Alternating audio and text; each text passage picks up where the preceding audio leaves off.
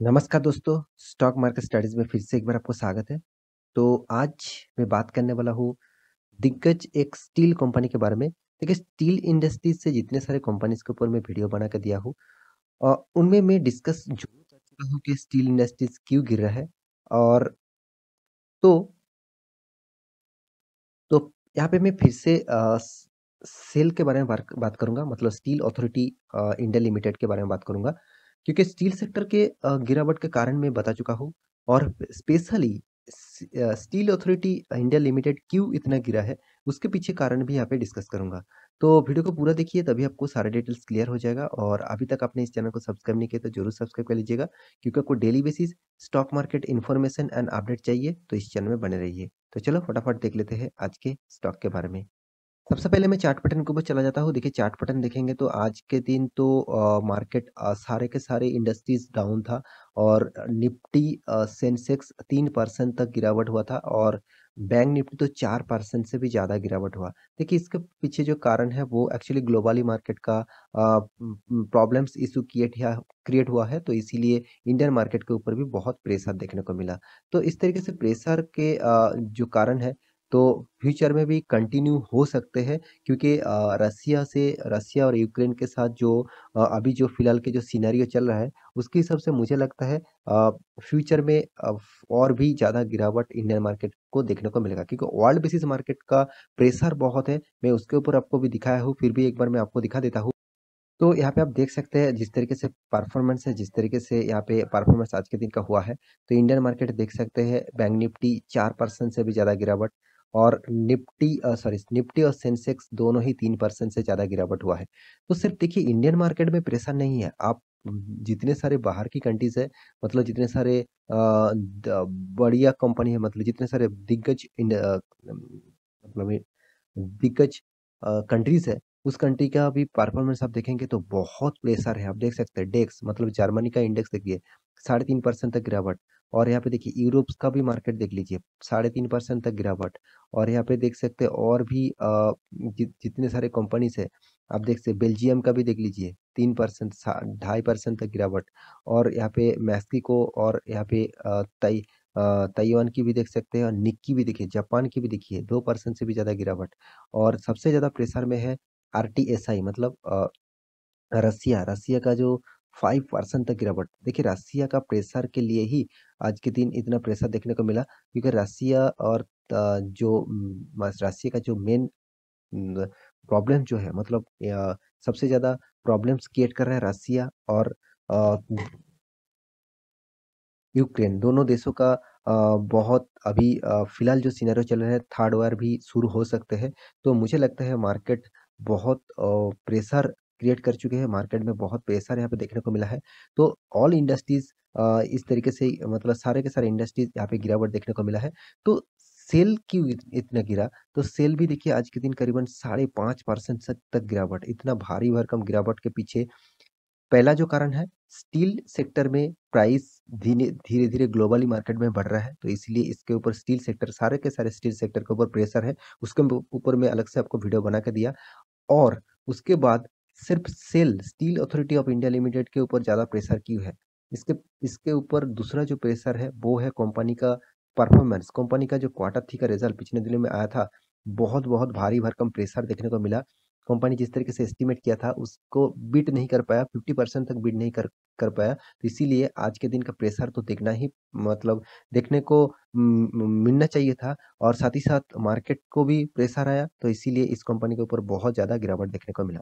तो चलो देख लेते हैं कंपनी किस तरीके से रिज़ल्ट किया, तो अब तभी आपको पता चलेगा, एक अंदाज़ा लग जाएगा कि कंपनी किस तरीके से काम यहाँ पे कर चुके हैं और किस तरीके से काम यहाँ पे कर रहा है। तो सबसे पहले कंपनी का यहाँ पे मैं रिज़ल्ट के ऊपर आ चुका हूँ। यहाँ पे रिज़ल्ट जो है वो करोड़ों में दिया गया है, तो करोड़ों में हो, लाखों में हो, कुछ भी हो, आप सिर्फ डेटा देख लेना।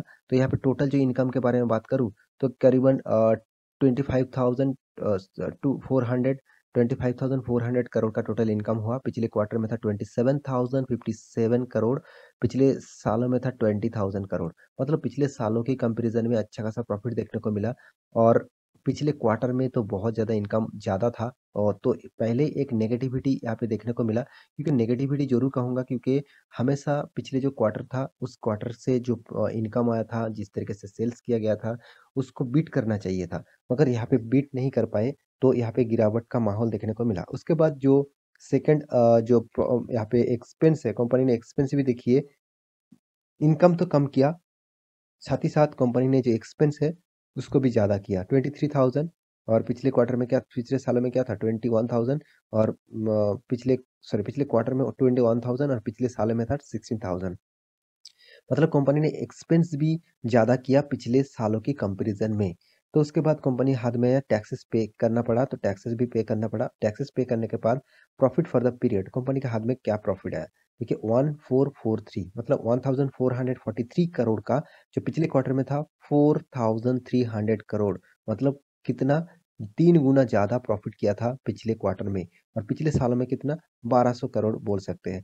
तो पिछले सालों की कंपैरिजन में अच्छा खासा प्रॉफिट होने के बाद भी पिछले क्वार्टर में इतना ज़्यादा प्रॉफिट हुआ था, इतना ज़्यादा तगड़ा प्रॉफिट हुआ था, उसी का कारण यहाँ पे आज के दिन ज़्यादा प्रेशर देखने को मिला क्योंकि अगर रिज़ल्ट अच्छा खासा नहीं होते तो मार्केट मार्केट एक नेगेटिविटी रिएक्ट तो करता ही है। साथ ही साथ इस स्टॉक के ऊपर तो मुझे बहुत नेगेटिविटी लगा क्योंकि इस कंपनी के ऊपर नेगेटिविटी पहले से ही है क्योंकि गवर्नमेंट कंपनी है और इस कंपनी के ऊपर रिज़ल्ट बहुत शानदार होते हैं मगर सारे के सारे टाइम में रिज़ल्ट अच्छा खासा नहीं होता। मैं एक बार आपको वो डिटेल्स भी दिखा देता हूँ।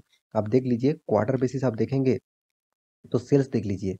हर क्वार्टर में कंपनी सेल्स ठीक-ठाक नहीं किया। यहाँ पे देखिए 18,000, 14,000, 14, 16, 16 हाँ, कोरोना के सिचुएशन में 9,000 उसके बाद 16 उसके बाद 19, 23, 26 25 तक पहुँच चुके थे। मतलब कंपनी ने अच्छा खासा सेल किया। देखिए सेल्स करने से क्या फ़ायदा होगा? अगर कंपनी को ज़्यादातर टैक्सेस पे करना पड़ रहा है, ज़्यादातर इंटरेस्ट पे करना पड़ रहा है, तो कंपनी का हाथ में क्या बच रहा है, वो भी आपको देखना चाहिए। देखिए कंपनी का इंटरेस्ट भी देखिए, इंटरेस्ट भी पे करना पड़ रहा है क्योंकि कंपनी के पास कर्जा भी अच्छा खासा है।